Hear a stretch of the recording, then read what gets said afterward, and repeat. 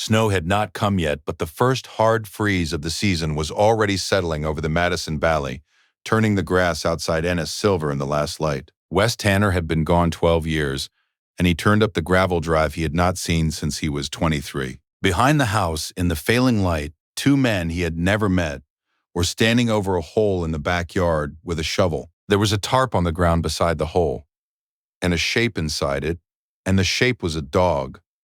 Then the dirt at the edge of the tarp moved. A single paw, gray along the toes, pushed once against the dark and went still. What Wes Tanner found in that backyard would pull into the open a thing the whole valley had quietly let itself stop seeing, a thing buried slowly, over years, behind a closed door and a kind smile.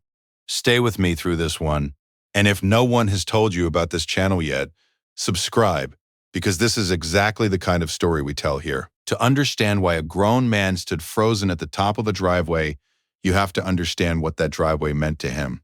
Wes had not had a father he could remember and a mother who left soon after. What he had was Earl. His grandfather had raised him in this house, in this valley, the way you raise a fence line, slowly, by hand, expecting it to hold.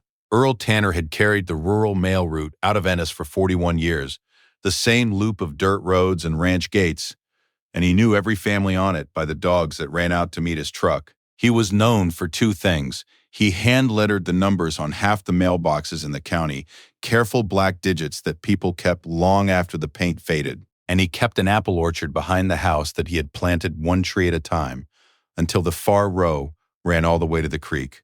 Wes went into the service the way a lot of Valley boys did, looking for something the Valley could not give him, and he was good at it in a way that frightened him a little. He became the kind of man the Navy sends to the places it does not name. He learned to carry weight without setting it down. He learned that silence, held long enough, becomes a room you can live in.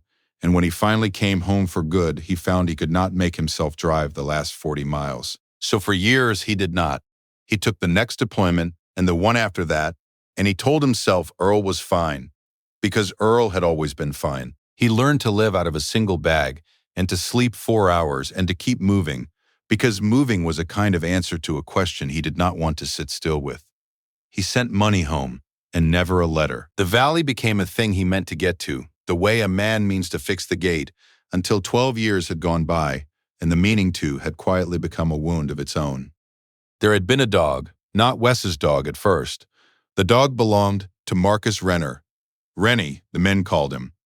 An orphan who had no people of his own and so made the team his people. Rennie's working dog was a Belgian Malinois named Coda, dark across the back with a black mask, a notch torn from the left ear.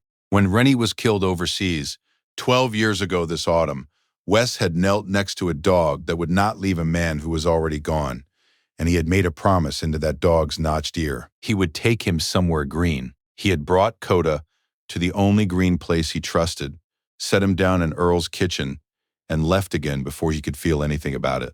For 12 years then, an old man who had lost his only son and an old dog who had lost his only soldier had kept each other alive in a house at the foot of the Tobacco Root Mountains. Have you ever known someone like Earl? Someone who would rather go without than ever once admit he needed help? If that person is still in your life, call them after this video. If they are not, tell me about them in the comments. They deserve to be remembered. What Wes did not know, turning up that drive, was that the house had changed hands without changing names. The man with the shovel straightened up when Wes came across the yard, and he did it slowly, the way a man does when he has decided he is in charge of a place.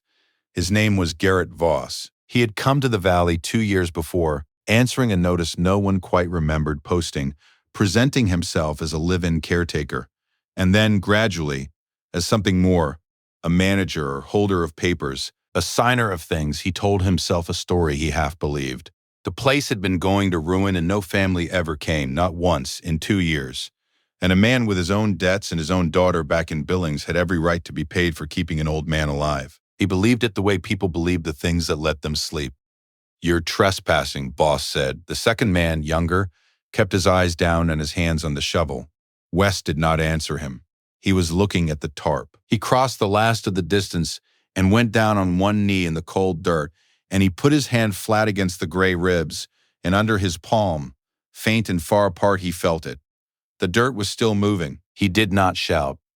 Men trained the way Wes was trained do not shout. At the moment everything hangs, he pulled the tarp back with 2 hands and saw the old face, the notched ear gone soft and white, the eyes half open and clouded, and he made a sound low in his throat that he had made only once before, in a country he did not talk about, and the dog's eye rolled toward it. 12 years, and the dog knew the sound. The tail moved once against the soil. That was the moment everything in this story turned, and neither man with the shovel understood it yet. He fell down 2 days ago, Voss said, and his voice had changed. Gone reasonable. Old dog. Stopped eating. We thought he'd passed. We were doing the decent thing. It was a lie with a true thing inside it, which is the most dangerous kind. The dog had not passed. The dog had been left in an unheated mudroom with no water until his body gave up trying. Wes heard the lie and felt the warm flutter under his hand at the same time, and he filed both away, the lie and the truth, side by side, the way he had been taught. "Where is Earl?" he said. It was not a question. They had moved the old man's bed. That was the first thing Wes understood when he carried the dog inside, wrapped in his own coat, and felt how cold the house was. Colder than the yard, somehow. The deep cold of a place where the heat has been shut off to save money that ends up in someone's pocket. Earl was in the back room now, the small one off the kitchen that used to be for storing seed, and Earl's good bedroom at the front had Voss's boots by the door. The old man was sitting up in a chair with a blanket smaller than Wes remembered, his hands folded in his lap and blue at the knuckles. "It's cool the way I like it," Earl said before Wes could ask. "Always slept better cold."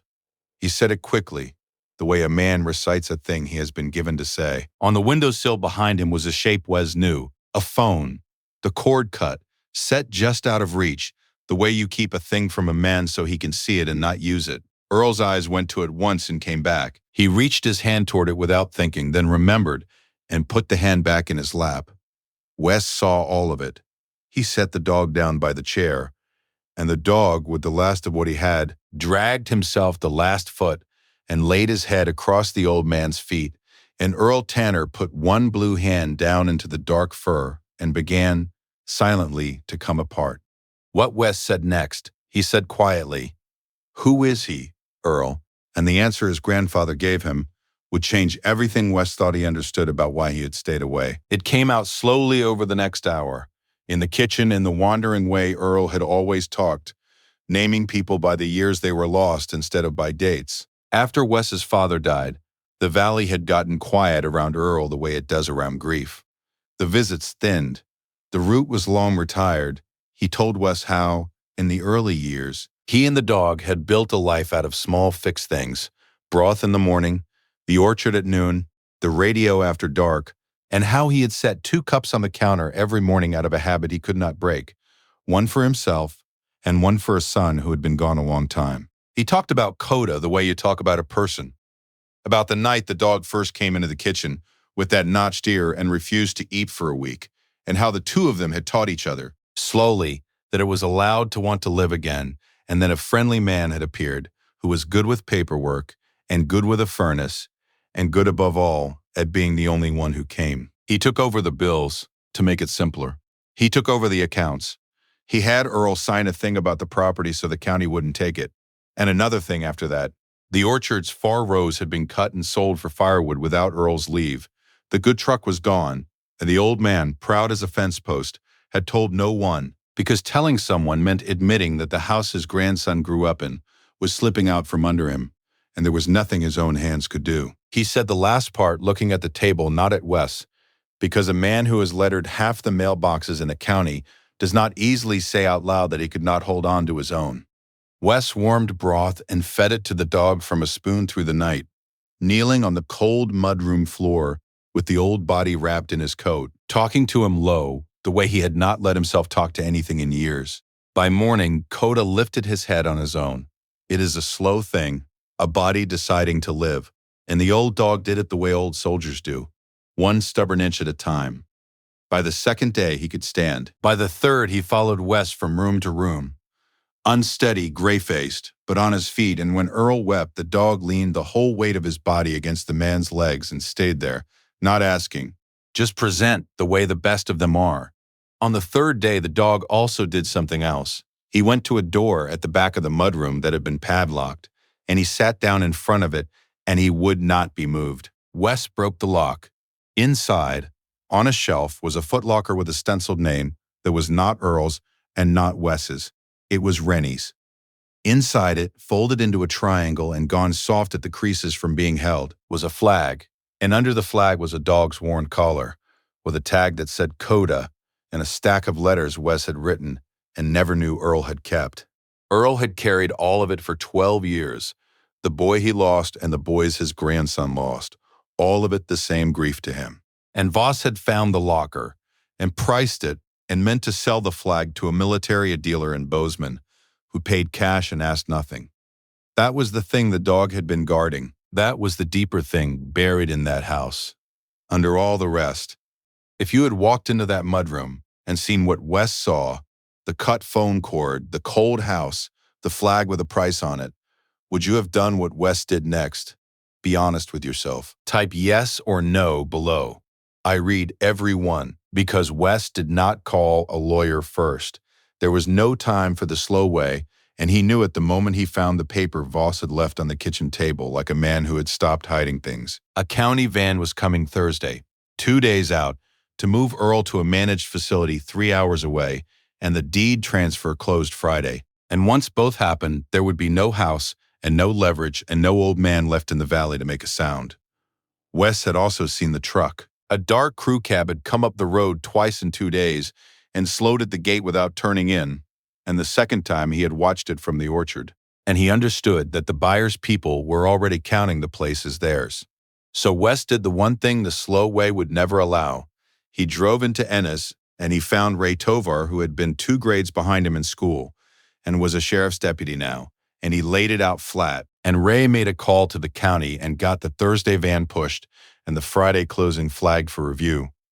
Then Wes stopped at the small white church on the river road, because Della Pruitt would be there on a Wednesday, the way she had been every Wednesday of her life, and Della had known Earl 40 years and had been told, kindly, every time she called, that Earl was resting and could not come to the phone. When Wes told her the truth, the old woman sat down hard in a pew and then stood right back up, because some people, when they finally understand, do not need to be asked twice.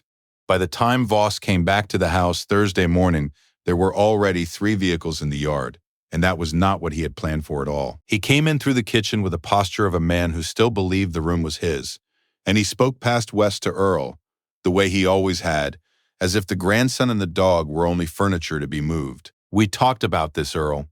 The van's just running late. It's the best thing for you. You know that.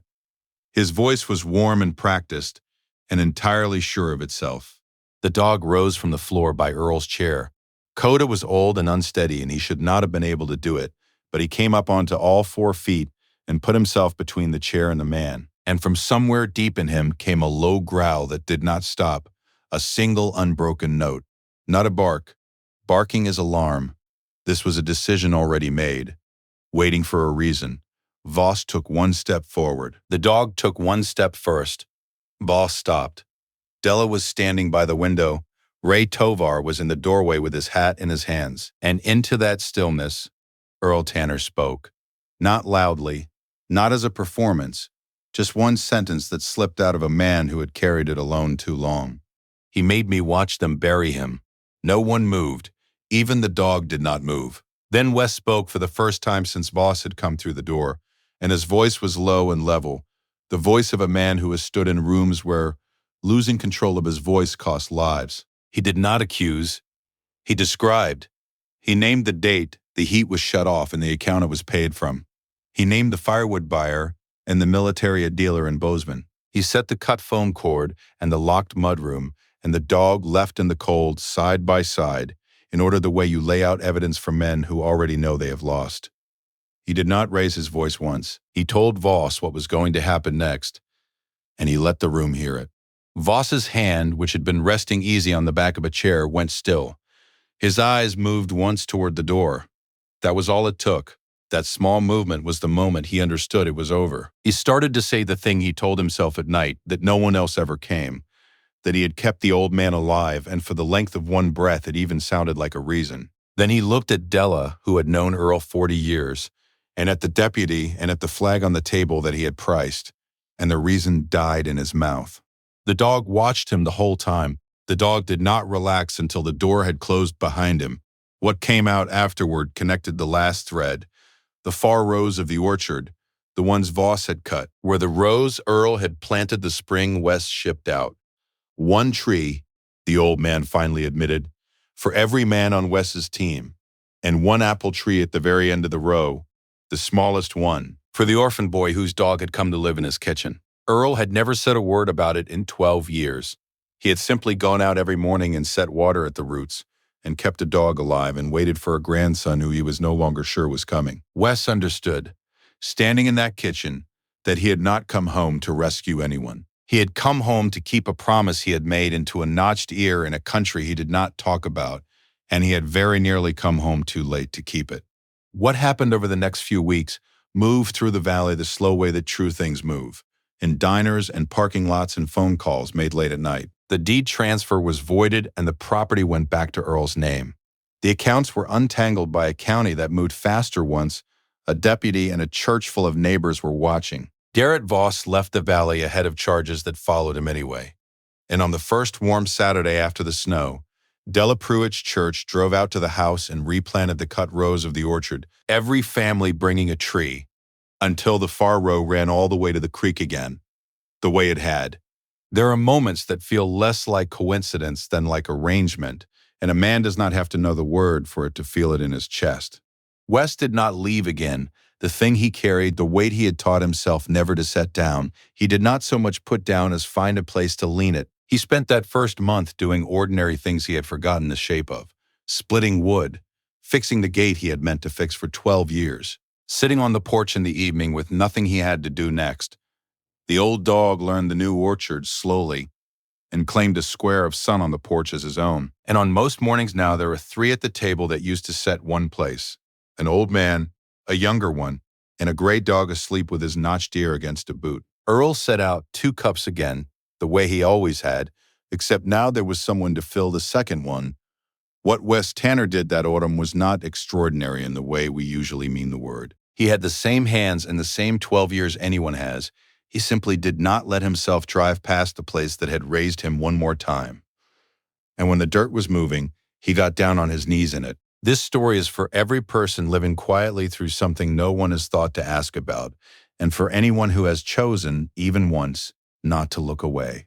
Is there someone in your life like Earl? A parent? A neighbor? A grandfather you have been meaning to call? Tell me about them in the comments below. Put their name down. Let's fill this section with people who deserve to be remembered. Every story on this channel is about choosing not to look away. If that means something to you, subscribe so you are here for the next one. There are more of these stories to tell. And before you go, which moment in this one stayed with you? I'll see you in the comments.